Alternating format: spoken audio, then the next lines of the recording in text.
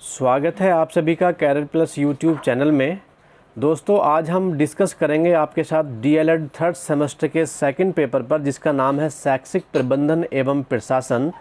तो मैं आपको बताता चलूं कि आपके एग्ज़ाम्स की डेट बहुत जल्दी डिक्लेयर होने वाली हैं पीएनपी की ओर से। मुझे पूर्ण विश्वास है कि आप इस महामारी के बीच में अपनी थर्ड सेम की तैयारी कंटिन्यू कर रहे होंगे। आप लोगों ने अच्छी तैयारी की होगी और मैं आपको जो प्रोवाइड कराऊंगा मटेरियल, इसके द्वारा आप रिवाइज करते रहें अपने कोर्सेज़ को जो आपने अभी तक तैयारी की थी। ठीक है, साथ ही साथ हम इसका पीडीएफ नोट्स बना करके जो हमारा चैनल के नाम से बना है ग्रुप एक, कहाँ पर, टेलीग्राम पर, तो टेलीग्राम पर भी हम आपको पीडीएफ्स प्रोवाइड कराएंगे, वहाँ जाकर के आप डाउनलोड कर सकते हैं। ठीक है, और डीएलएड थर्ड सेमेस्टर से रिलेटेड सारे वीडियो देखने के लिए आप प्लेलिस्ट में जाकर के जो डिस्क्रिप्शन बॉक्स में हम लिंक आपको देते हैं ना नीचे की तरफ, वहाँ जाकर के आप सभी वीडियो को सीन भी कर सकते हैं। ये अति लघु उत्तरीय प्रश्न आपके लिए बहुत बेहद खास होंगे दोस्तों। तो आप कंटिन्यू देखिए। ऑनलाइन टीचिंग का इस समय पर समय चल रहा है क्योंकि फिर से कोरोना ने तीव्र गति पकड़ ली है, तो आप लोग सभी सेफ रहें और अपने घरों के अंदर रहें। राइट, तो दोस्तों सबसे पहला प्रश्न ले लेते हैं कि राज्य विज्ञान शिक्षा संस्थान कहाँ है। आपको इस प्रश्न का जवाब देने के लिए आएगा 1 नंबर में, तो इसका प्रश्न का आंसर होगा प्रयागराज। राज्य विज्ञान शिक्षा संस्थान प्रयागराज में अवस्थित है। राइट, नेक्स्ट क्वेश्चन आ जाता है कि राज्य हिंदी संस्थान कहाँ स्थित है। तो हिंदी संस्थान के बारे में यदि आपसे पूछा जाएगा तो आप बनारस पहुँच जाएंगे। ठीक है, और प्रयागराज में आप साइंस की बात करेंगे और हिंदी की बात आपको बनारस में करनी होगी। नेक्स्ट क्वेश्चन पर करेंगे डिस्कस आपके साथ में। आगे क्वेश्चन दिया है कि आंग्ल भाषा शिक्षण संस्थान कहाँ पर स्थित है। देखिए, आंग्ल भाषा शिक्षण संस्थान की बात होती है तो इलाहाबाद या प्रयागराज बताएंगे, और केवल हिंदी संस्थान की बात होती है तो आप लोग बताएंगे बनारस में या वाराणसी में। राइट, नेक्स्ट क्वेश्चन आ सकता है आपके सामने कि मनोविज्ञान और निर्देशन विभाग कहाँ स्थित है। देखिए, इन विभाग से आपको एक प्रश्न मिलने की पूरी संभावनाएं हैं। तो मनोविज्ञान और निर्देशन विभाग की बात यदि की जाती है तो आप इलाहाबाद में बताएंगे। नेक्स्ट क्वेश्चन हम आपसे बात करें, राज्य शैक्षिक तकनीकी संस्थान कहाँ स्थित है। दोस्तों, राज्य शैक्षिक तकनीकी संस्थान, मोस्टली जो राज्य शैक्षिक तकनीकी राज्य से संबंधित संस्थान है वो लखनऊ में ज़्यादा हैं। ठीक है, तो लखनऊ करेंगे। राज्य परियोजना कार्यालय की बात आती है तो आप लखनऊ में करेंगे। ठीक है ना। और नेक्स्ट क्वेश्चन है कि सीमेट कहाँ स्थित है। अब सीमेट को तो सभी स्टूडेंट्स हमारे जानते हैं कि सीमेट इलाहाबाद में स्थित है, जिसको आज हम लोग प्रयागराज के नाम से पुकारते हैं। ठीक है, तो ये प्रश्न हमारे 7 प्रश्न मैंने आपके सामने दिए, आगे भी मैं दूंगा कंटिन्यू। अब नेक्स्ट क्वेश्चन हमारा ये है कि शैक्षिक भ्रमण का महत्व बताइए। एजुकेशन के थ्रू जैसे हम लोग बच्चों को पढ़ा रहे हैं, बच्चे को पढ़ते पढ़ते जो हम लोग टूर पर ले जाते हैं, शैक्षिक भ्रमण कराया जाता है, उसका इंपॉर्टेंस क्या होता है यहाँ पर ये बताया जाना है आपको 1 नंबर में। तो दोस्तों देखिए, भ्रमण का कारण क्या होता है, हम बच्चे को वहाँ पर जो उसकी वहाँ के एरिया के बारे में जानकारी देना चाहते हैं कि उसकी जो वहाँ का एटमॉस्फेयर है, वहाँ की जो लैंग्वेज है, लोगों का रहन सहन है, उस चीज़ से बच्चा हूबहू परिचित हो सके। इसलिए जैसे इतिहास का सब्जेक्ट है या ज्योग्राफी सब्जेक्ट है या साइंस है, इन सब्जेक्ट्स के अंदर टूर का या कह सकते हैं कि शैक्षिक भ्रमण की आवश्यकता होती है। ठीक है, नेक्स्ट, खेलकूद से बच्चों में किन पक्षों का विकास होता है। जब बच्चे खेलकूद करते हैं, ऐसी क्रियाएं करने से, गतिविधियां करने से बच्चे के अंदर कौन सा विकास होता है। प्रश्न इंपॉर्टेंट है, 2016 में प्रश्न आया था। तो शारीरिक, मानसिक, सामाजिक और चारित्रिक एवं राष्ट्रीयता का बच्चे के अंदर विकास होता है। तो 1 नंबर का प्रश्न है दोस्तों, याद रखें, ये प्रश्न आपके लिए इंपॉर्टेंट साबित होंगे। नेक्स्ट क्वेश्चन है कि शिक्षकों से संबंधित पंजिकाओं के नाम लिखिए। आपको बताना है टीचर से रिलेटेड कौन कौन सी पंजिकाएं होती हैं विद्यालय में, उनके बारे में आपको यहाँ पर नोट डाउन करना होगा। ठीक है, तो 1 नंबर में आपको यहाँ पर ये भी बताना है वेरी शॉर्ट में। देखिए, जैसे सबसे मेन जो हमारा विद्यालय की पंजिका है वो होती है कार्मिक उपस्थिति पंजिका, जिसको शिक्षक उपस्थिति रजिस्टर भी कहा जाता है। नेक्स्ट, वेतन रजिस्टर स्कूल में अब नहीं रखा जाता। मिड डे मील रजिस्टर हाँ बिल्कुल होता है। पत्र व्यवहार रजिस्टर बिल्कुल होता है। और देखिए, जो कि शिक्षकों से संबंधित पंजिका तो वेतन रजिस्टर इसमें आएगा, लेकिन विद्यालय में इसको नहीं रखा जाता। अब सेवा पुस्तिका, जिसको सर्विस बुक बोला जाता है, ये रिकॉर्ड वे हैं, ये पंजिकाएं वे हैं जो टीचर्स के लिए ज़रूरी होती है, एसेंशियल होती हैं। ठीक है, अब हम नेक्स्ट क्वेश्चन पर डिस्कस करें। अब हमारे सामने क्वेश्चन है कि वित्तीय अभिलेख कौन कौन से हैं। दोस्तों आपको यहाँ पर बताने हैं वित्तीय अभिलेख कौन कौन से होते हैं। तो वित्तीय अभिलेख जो फाइनेंस से रिलेटेड जो कार्य जिन जिन अभिलेख में किया जाता है वे अभिलेख हमारे वित्तीय अभिलेख से संबंधित हो जाते हैं। जैसे शुल्क एकत्रीकरण रजिस्टर पहले हुआ करता था परंतु अब नहीं होता। वेतन भुगतान रजिस्टर की अभी आपने डिस्कस किया।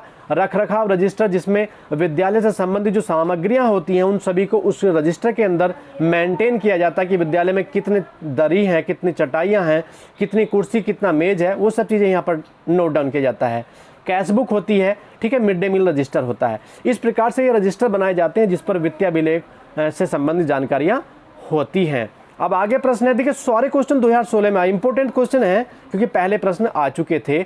बीआरसी तथा एनपीआरसी में क्या अंतर है। देखिए बीआरसी क्या होता है, इसको बोला जाता है ब्लॉक रिसोर्सेज सेंटर, अर्थात जो ब्लॉक स्तर होता है उसको ब्लॉक बीआरसी बोला जाता है। और एनपीआरसी जो होता है वो न्याय पंचायत स्तर का जो जहाँ पर न्याय पंचायत स्तर पर जो गतिविधियाँ होती हैं, सूचना इकट्ठा की जाती हैं, वो एनपीआरसी कहलाता है। और बीआरसी वह कहलाता है जहाँ पर ब्लॉक लेवल का स्तर होता है। अब आगे प्रश्न है कि अब हम बात करें सार्वभौमिकरण का अर्थ स्पष्ट कीजिए। मित्रों मैं आपको बताना चाहता हूं, अगर आपको मेरे वीडियो अच्छे लगते हैं और आपको अगर हेल्पफुल रहे हैं, जिन स्टूडेंट्स ने सेकंड सेमेस्टर में या फर्स्ट सेमेस्टर में हमारे वीडियो को देखा होगा, मुझे विश्वास है कि उनको ये पता होगा कि हमारे द्वारा दिया गया मटेरियल कितना आपके लिए हेल्पफुल होता है। अगर आपको वास्तव में हेल्पफुल होता है और आपको तैयारी करनी है टेट की भी कंटिन्यू आपको तैयारी करनी है, तो आप मेरे साथ बने रहें। वीडियो को लाइक दोस्तों ज़रूर कर दें सब लोग, और साथ ही साथ आप चैनल को सब्सक्राइब भी ज़रूर कर लें, जिससे कि आपको सारे वीडियो समय से मिलते रहें। उसके लिए आप घंटी जो दी होती है ना, बेल आइकन, उसको एक बार अवश्य दबाएं, टन कर दीजिएगा। ठीक है, इतना काम आपको करना है, बाकी काम मुझे करना है। तो टेलीग्राम पर जाकर के आप सारे PDF को, सारे नोट्स को डाउनलोड कर सकते हैं। ठीक है, वहां पर हम अपलोड कर देते हैं।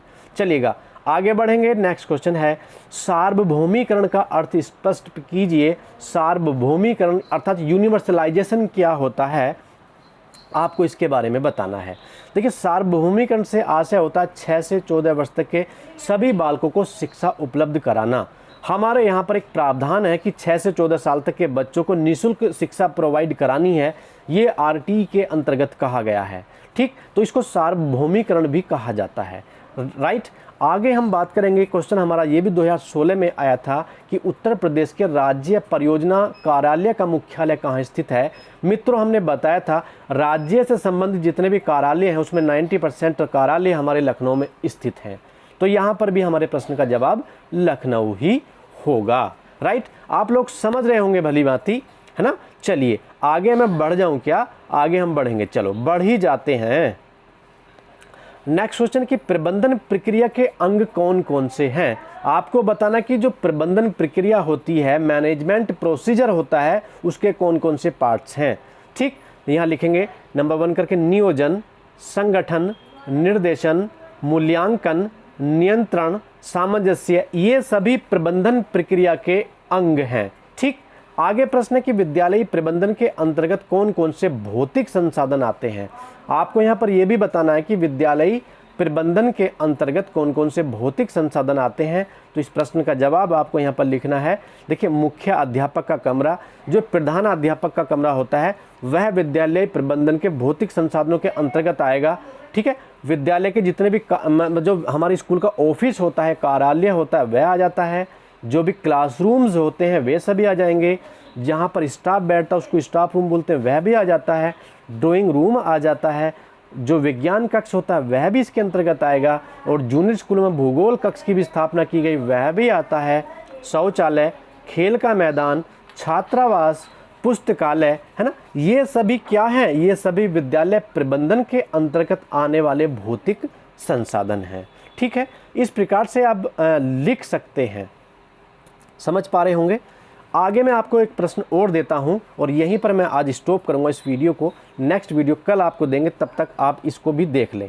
देखिए लर्निंग कॉर्नर से आप क्या समझते हैं, आपको यहाँ पर बताना है कि लर्निंग कॉर्नर क्या होता है। आज के समय में सभी विद्यालयों में लर्निंग कॉर्नर की स्थापना कराई जा रही है। जिन विद्यालयों में नहीं है वहाँ पर भी इनको स्थापित कराया जा रहा है। देखिए लर्निंग कॉर्नर का मतलब क्या होता है, सीखने का वह कोना जहां बैठकर बालक विभिन्न शैक्षिक गतिविधियां करता है।